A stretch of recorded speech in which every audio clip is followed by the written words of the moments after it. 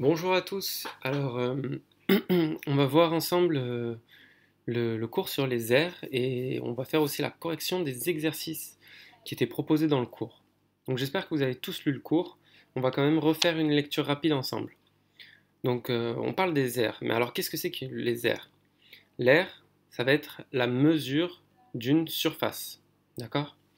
Donc qu'est-ce que ça veut dire? C'est-à-dire que si on a une figure, ben, la figure, elle va délimiter une surface.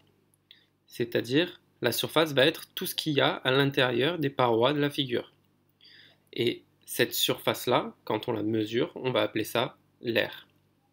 Donc, comme petit exemple, si on considère qu'un carré a une aire de 1, alors là j'ai deux carrés, donc mon aire est 2. Si un carré a une aire de 1, alors là j'en ai 1, 2, 3, 4, 5 et la moitié d'un, donc je vais avoir une aire de 5,5. Donc pour l'instant, on en reste là, c'est-à-dire avec des quadrillages et une mesure d'aire qui est simple. On parle encore de surface. On verra que plus tard, on mettra une unité sur cette mesure d'aire qui nous permettra de mesurer tout type de surface. Donc, pour l'instant, exercice numéro 1.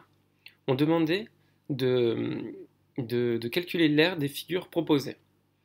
Donc, pour la première figure, en fait, calculer l'aire, ça revient juste à compter le nombre de carreaux. On sait que un carreau, comme ça, comme ceci, ces carreaux-là représentent une unité d'aire de 1.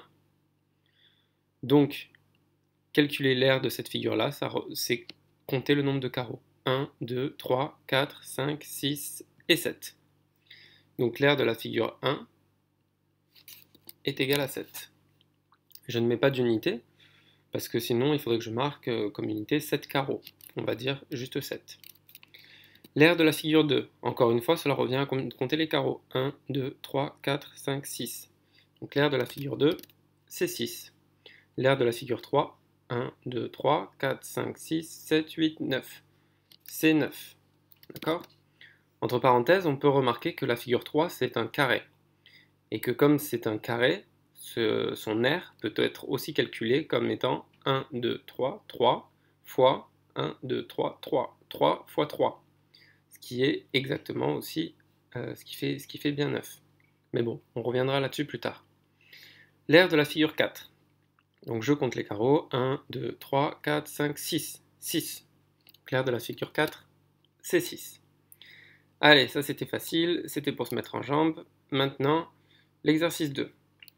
Alors pour l'exercice 2, c'est exactement la même chose, sauf que maintenant, mon unité d'aire, ça va plus être le carré, comme ça l'était ici, mais ça va être le triangle.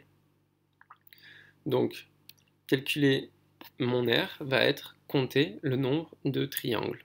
Donc ici j'en ai 1, 2, 3, 4, 5, 6, 7, 8, 9, 10, 11, 12, 13, 14, 15, 16. Allez, 16 triangles. Donc l'aire de ma figure, c'est 16.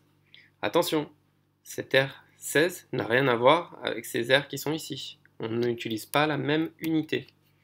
On verra après qu'il y a une unité qui fait valeur de fois pour tout le monde, et ça va être les centimètres carrés ou les mètres carrés. Mais on verra ça plus tard. Donc, figure 2. Là, combien j'ai de carreaux? J'en ai 1, 2, 3, 4, 5, 6, 7, 8, 9, 10, 11, 12, 13, 14, 15, 16. 16 triangles, encore. Mon aire, c'est 16. Et ici, pour la figure 3, 1, 2, 3, 4, 5, 6, 7, 8, 9, 10, 11, 12, 13, 14, 15, 16, 17, 18, 19, 20, 21, 22, 23, 24, 25, 26, 27, 28, 29, 30, 31. 31. J'espère que je ne me suis pas trompé.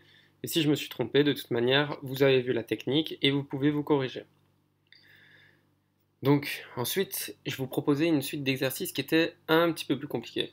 Un petit peu plus compliqué, mais pas non plus très compliqué. Donc, l'exercice 3. Cette fois, on va changer d'unité. C'est-à-dire qu'une fois notre unité, ça va être le triangle, ici. Et une fois notre unité, ça va être le carré. Déjà, on peut noter qu'un triangle, c'est égal à 2 carrés. Un carré, pardon, c'est égal à 2 triangles. D'accord? Ça vous paraît évident, ça? regardez, si je prends ici, si je coupe mon carré en deux, j'essaie de prendre ça, l'outil, si je coupe mon carré en deux, et que je reprends que la moitié, ben, j'ai bien mon triangle, qui est bien la moitié de mon triangle. Donc, maintenant qu'on sait ça, ça va être très simple. Si j'ai l'air avec les carrés, il suffira que je prenne 2 fois mon air, 2 fois cet air-là, pour avoir l'air avec les triangles. Ça peut être une technique. Ou alors, on calcule tout avec les triangles. On va voir comment on fait. Donc pour la figure A, commençons avec les carrés.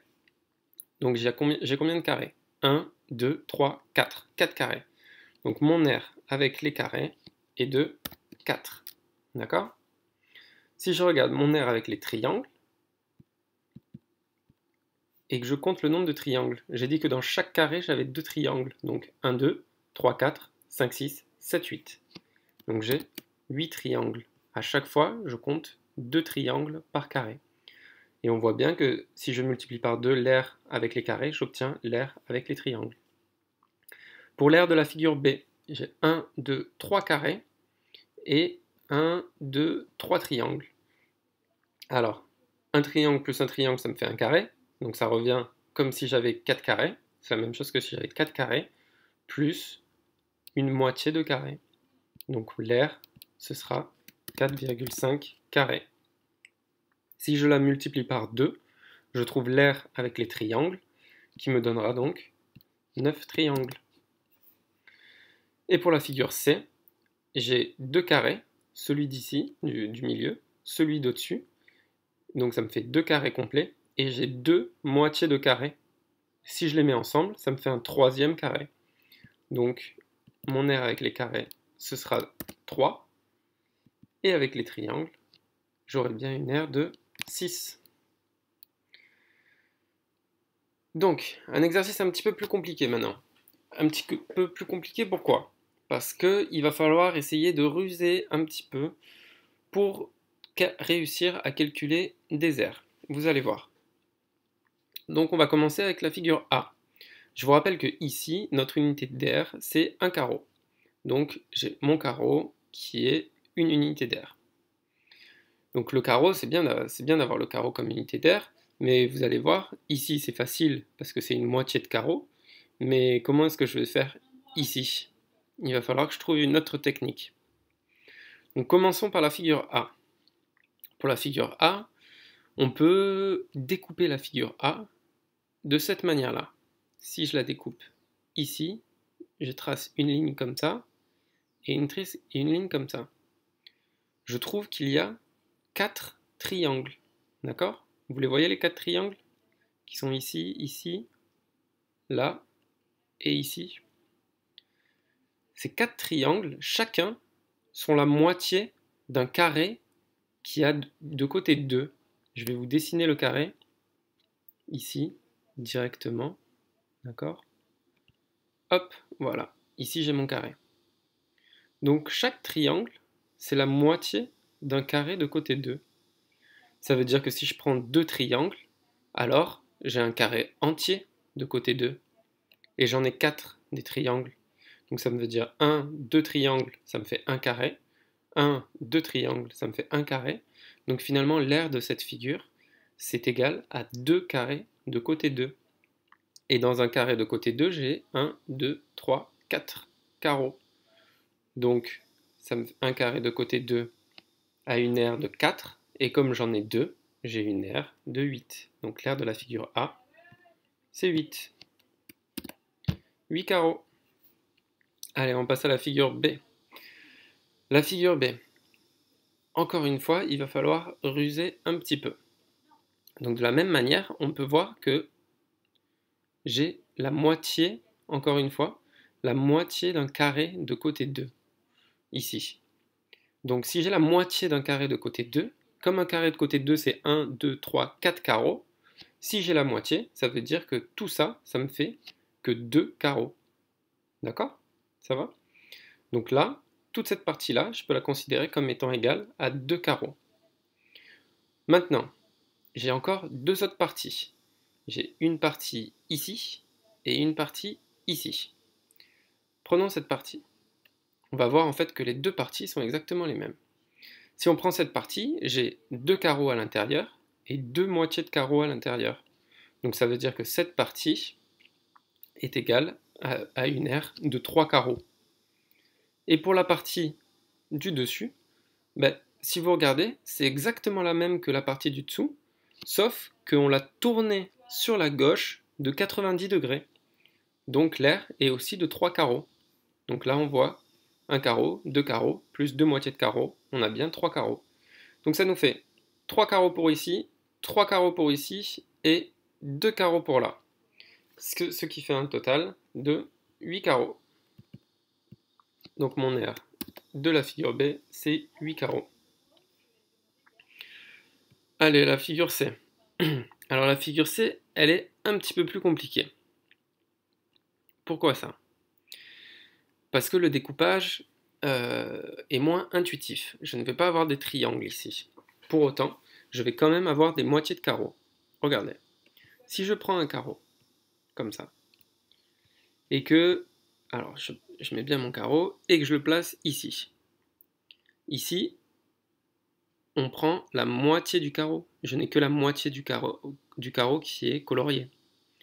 Donc ça veut dire que là, j'ai une moitié de carreau, et juste en dessous, j'ai encore une moitié de carreau. Donc ces deux-là mis ensemble, ils vont me faire un carreau. Donc ça me fait un carreau, plus 2, plus 3, plus 4, plus 5, plus 6. Donc déjà, j'ai 6 carreaux. 6 carreaux, et il me reste, c'est pas fini, il me reste toute cette partie-là, toute cette partie ici, que je vais devoir compter. Alors cette partie ici, elle n'est pas facile à compter. Ce que je peux faire déjà, c'est compter le nombre de carreaux que j'ai ici. Je vois que j'ai un rectangle, et que dans ce rectangle, j'ai 1, 2, 3, 4, 5, 6 carreaux. Donc j'ai 6 carreaux. J'avais 6 carreaux en bas, et j'ai 6 carreaux ici. Mais il ne faut pas que je compte la surface dans laquelle il y a marqué figure C, là, toute la surface blanche. Ici, elle ne compte pas. Donc il va falloir que j'enlève cette surface. Toute l'idée, c'est de savoir de combien est égale cette surface. Donc si on regarde, là, on est à une moitié de carreau, et on va jusqu'à une moitié de carreau supérieur. Donc en fait, encore une fois, si je prends un carreau, d'accord, si je prends juste un carreau, comme j'ai deux moitiés de carreau, en fait ici ça va être égal exactement à un carreau. Hop. Donc je vais déjà avoir un carreau qui est ici. Et de l'autre côté, j'ai une moitié de carreau et une moitié de carreau. Donc si je les mets ensemble, ça me fait 2 carreaux. Ça veut dire que mon aire totale de cette partie-là est égal à 1, 2, 3, 4, 5, 6 carreaux, moins 2 carreaux que j'ai enlevés au milieu. Ce qui me fait donc 4 carreaux. Donc j'ai 4 carreaux ici, plus 6 carreaux ici. Donc l'aire de la figure C va être de 6 plus 4, 10 carreaux. La figure D maintenant. La figure D, je ne vais pas pouvoir procéder de la même manière. Parce que comment est-ce que je vais calculer, par exemple, ce petit bout d'air qui est ici? Ou alors ce bout qui est ici, ce trapèze-là? Ça va être plus compliqué. Mais ce que je peux faire, c'est imaginer, essayer de voir la figure D comme la moitié de ce rectangle. Ce rectangle, il a combien de carreaux? 1, 2, 3, 4, 5, 6, 7, 8, 9, 10. C'est un rectangle qui a 10 carreaux, qui a une aire 10. Et ma figure D, c'est la moitié de ce rectangle-là. Donc la moitié de 10, c'est exactement 5. Pardon, 10 divisé par 2 égale 5. Pour ce qui est de la figure E, alors, pour ce qui est de la figure E, ça, c'est facile. J'ai encore un rectangle. Donc je compte mes carreaux. 1, 2, 3, 4, 5, 6, 7, 8, 9, 10, 11, 12. J'ai 12 carreaux. Je ne sais pas pourquoi il m'a fait ça. Donc j'ai 12 carreaux. Mais il va falloir que j'enlève cette partie blanche qui est ici. Comment est-ce que j'enlève cette partie blanche? Pour ça, ce qu'on peut faire, c'est se focaliser juste sur le carré du milieu. Regardez bien. C'est un carré un petit peu particulier. C'est un carré de 2 de côté et 2 de haut. Et il est formé de plusieurs triangles. Et si je prends mon petit outil, je vais pouvoir découper en quelques triangles supplémentaires. Donc si j'enlève ici le carré, hop, si je coupe ici, vous voyez que ici j'ai un triangle, d'accord? Et que je peux avoir exactement le même de l'autre côté.